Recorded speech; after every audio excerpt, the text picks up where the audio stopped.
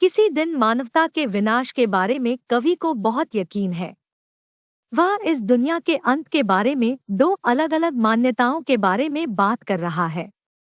ये लोगों के कहने के आधार पर है। कवि कहता है कि वह उन लोगों के पक्ष में है जो कहते हैं कि यह दुनिया आग में समाप्त हो जाएगी। ऐसा इसलिए है क्योंकि उन्होंने मनुष्य के जीवन पर अनियंत्रित और असमान इच्छाओं का प्रभाव और परिणाम देखा है।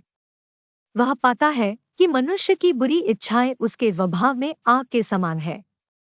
तो यह आग मानव जाति और इस दुनिया को भी नष्ट करने का एक बड़ा कारण बन सकती है। दूसरी ओर इस संबंध में दूसरा विश्वास कहता है कि इस दुनिया को नष्ट करने के लिए बर्फ भी पर्याप्त है। यहाँ कवि बर्फ की प्रकृति की तुलना मनुष्यों से अन्य मनुष्यों के साथ घृणा की भावनाओं से करता है। जैसे बर्फ अपने लंबे संपर्क से शरीर को सुन्न कर सकती है, उसी तरह नफरत भी हमारे दिमाग और विचारों को सुन्न कर सकती है, और इसलिए यह हमें असंवेदनशील और क्रूर बना सकता है।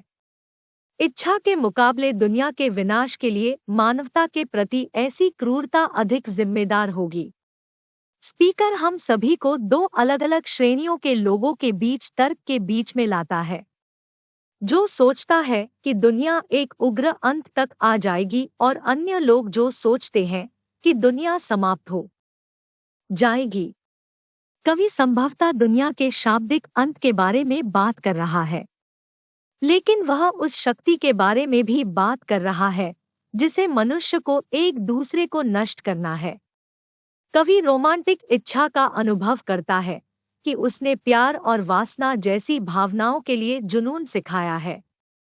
इनमें संभवतः पृथ्वी को एक बड़े आग के गोले में बदलने की शक्ति होगी, लेकिन उसने दूसरे चरम पक्ष का भी अनुभव किया है। यह नफरत जैसी ठंडी भावनाओं के बारे में है जिसमें बहुत विनाशकारी शक्ति है।